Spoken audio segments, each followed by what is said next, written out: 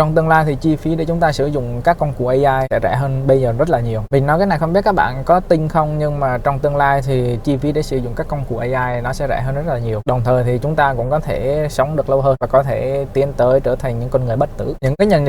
cái nhận định này thì không phải là mình tùy ý đưa ra, mà bản thân nó là được mình rút trích từ cuốn sách Điểm kỳ gì đã cần kề của tác giả Ray Kurzweil. Các bạn cũng biết là trước đây khi mà để sở hữu được một cái máy tính nó rất là khó, nó rất là tốn rất là nhiều tài nguyên và tiền bạc. Và trước đây một cái máy tính nó rất là lớn và nó chỉ một số ít những người quan trọng thì mới được xài máy tính thôi. Nhưng mà càng về sau thì máy tính nó càng rẻ, và chúng ta bây giờ bất cứ người nào cũng có thể dễ dàng sở hữu cho mình được một cái máy tính rất là mạnh. Sở dĩ chúng ta có những cái đó là chúng ta có một cái định luật gọi là định luật Moore, tức là cứ sau mỗi 2 năm thì cái số lượng transistor trên một cái con chip nó sẽ tăng lên gấp đôi, tức là cái sức mạnh của nó sẽ tăng lên gấp đôi. Do đó mà qua thời gian chúng ta thấy được là những con chip máy tính nó càng ngày nó càng nhỏ gọn và nó càng ngày càng mạnh, mà cái giá thành của nó cũng không có tăng lên đáng kể. Do đó mà chúng ta càng về sau chúng ta càng có thể dễ dàng xử lý những cái máy tính mạnh từ bây giờ so với trước đây, hưởng được những cái sáng chế mà chúng ta tạo ra trước đó. Tức là khi mà chúng ta đạt đến một cái thành tựu nào đó thì chúng ta có thể tận dụng được một cái thành tựu mới này, đặt một cột mốc nào mới này để chúng ta có thể từ đó chúng ta có thể phát triển được tốt hơn và chúng ta đạt được một cái cột mốc tiếp theo. Và vì chúng ta càng phát triển thì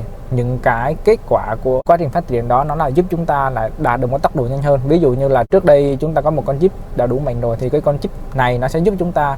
giải quyết những bài toán để cải thiện con chip tốt hơn, nhanh hơn. Do đó chúng ta lại nhờ vận dụng những con chip mới này chúng ta có thể tạo ra được những con chip tốt hơn, và sau khi chúng ta tạo được những con chip tốt hơn rồi chúng ta lại tiếp tục vận dụng nó để có thể tạo ra những con chip tốt hơn nữa. Thì cái này nó gọi là OAR, tức là the law of acceleration return. Chúng ta tạo ra nhanh hơn thì những cái model cũ nó sẽ rẻ hơn nhiều so với những model mới, và cái quá trình tăng tốc này nó sẽ giống như là cái quá trình mà chúng ta thấy ở trên những cái con chip vậy. Đó là lý do mà áp dụng những cái định luật về gia tăng cái lợi tức này á, thì nó sẽ giúp cho cái quá trình chúng ta nhận định được là sau này những cái con AI mới nó sẽ rẻ và mạnh hơn những cái con AI hiện tại. Và do đó mà trong thời gian tới đây chúng ta sẽ nhìn thấy được cái sự phát triển của AI nó rất là vượt bậc, nó sẽ xảy ra một cách rất là nhanh chóng mà chúng ta chưa bao giờ thấy trong lịch sử loài người mình. Do có sự phát triển của AI nhanh như vậy nên những cái model AI mới, những cái công cụ AI mới chúng ta sẽ được sử dụng nó sẽ rất là rẻ và có thể chi phí của nó sẽ bằng không. Giống như cái việc mà chúng ta sử dụng Facebook, chúng ta không cần phải trả một đồng tiền nào cho Facebook mà người ta kiếm tiền nhờ vào việc quảng cáo vậy. Tức là nếu như các bạn hãy tưởng tượng nên nếu chúng ta sử dụng những cái tính năng của Facebook như là lưu giữ ảnh này, nói chuyện với bạn bè này, là chia sẻ những cái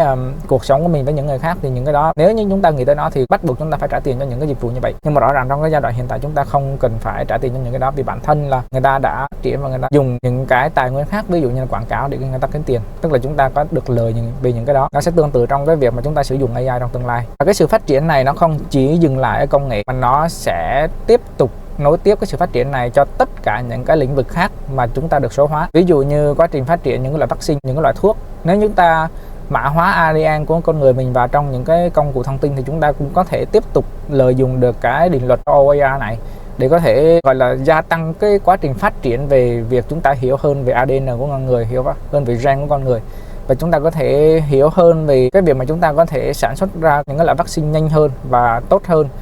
Nếu mà chúng ta có thể mô phỏng được cái quá trình thử nghiệm vaccine ở trên môi trường máy tính thay vì cái quá trình chúng ta thử nghiệm ở người thật á, thì quá trình gọi là tạo ra vaccine mới nó cực kỳ nhanh, nó không phải là như Covid, đúng không? Hồi trước như chúng ta nhớ về cái giai đoạn Covid, cái quá trình phát triển vaccine của nó chỉ mất đâu đó vài tháng thôi. Với trước đây là 5 đến 10 năm. Thì nếu như chúng ta đưa cái quá trình mô phỏng thử nghiệm vaccine lên trên máy tính thì cái quá trình ra vaccine nó chỉ có thể gói gọn trong 1 đến 2 ngày thôi, chứ nó không phải là diễn ra hàng tháng như bây giờ nữa. Và cái việc chúng ta ứng dụng được rất nhiều những cái quá trình số hóa những cái thông tin trong đời sống của chúng ta lên máy tính và tận dụng được cái quá trình mà phát triển vượt bậc về AI như này thì chúng ta sẽ đạt được rất nhiều thành tựu khác. Có thể nói một trong những số đó là chúng ta có thể đạt được cái giai đoạn bất tử của loài người. Sẽ đến một cái thời điểm mà như tác giả nói trong cuốn sách đó, thì con người mình nếu như sống đủ thêm được 1 năm thì chúng ta có thể tận dụng được cái quá trình phát triển của công nghệ để có thể kéo dài tuổi thọ của mình hơn 1 năm. Nhưng quá trình đó xảy ra tức có nghĩa là chúng ta đã đạt đến được sự bất tử, vì các bạn sống được thêm 1 năm mà các bạn có thể tận dụng được công nghệ để có thể kéo dài tuổi thọ hơn 1 năm. Tức là các bạn đã có lời sức dương, tỷ suất dương cho cái việc mà phát triển